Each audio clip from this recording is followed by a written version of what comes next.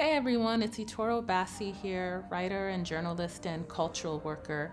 And in honor of Mental Health Day, I just want to share with you some of my own processes in helping me with my mental health journey. So, the first thing that I've been doing in my mental health journey throughout the years are my daily affirmations, and I write them down in this journal. And basically, it's like a daily mantra that you're working with. Sometimes you can decide to work with one or two. I recommend for women and girls to work with a mantra saying, I am safe, and writing that down at least 10 times in your journal.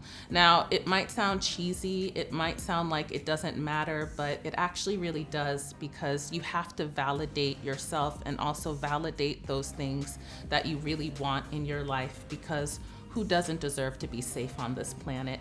And if you can't say it for yourself, then how can you really say that sincerely to other people? So, affirmations. And then the second thing that's really helped me along the path is cutting out all distractions. And it can be difficult to do in this world of instant gratification and social media. It's hard to figure out what those distractions even are, but I'll start with some. If you're somebody who's always scrolling on social media, ask yourself if that's something that you really need to be doing at that moment, or if you can do something that's actually a little bit more life affirming for you. If you're somebody who, like me, has been an emotional eater who's been reaching for like chips at 12 at night, I started to have to ask myself other questions like, well, why are you eating at this time? Are you really hungry? What are you trying to distract yourself from? And all those kind of questions. So cut out the distractions. It'll definitely help with giving you more of a peace of mind and also making you deal with your stuff.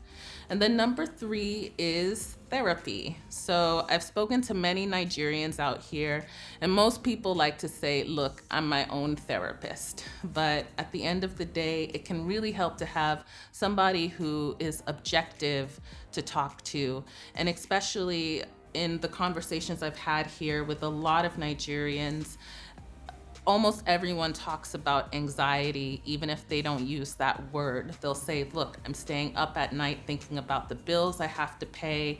Where's the next check gonna come from? A family member who's going through something medical that I have to now take on. This is anxiety. And sometimes if you just talk to somebody who's a professional about it, who can actually help you find the good tools, management tools to deal with it, you'll feel better. So therapy might be a good way to go. And then number 4 is some type of physical exercise, something to do with the body. So the thing is that the body is so important, and we often forget that the body holds memory and also can hold trauma that we need to release. And I can't think of anybody that I've met anywhere in the world who hasn't had to deal with some form of trauma. So any kind of physical exercise, whether that's going to the gym, yoga, lifting weights, going on a jog, it just helps the body and it helps you release the things that you need to release.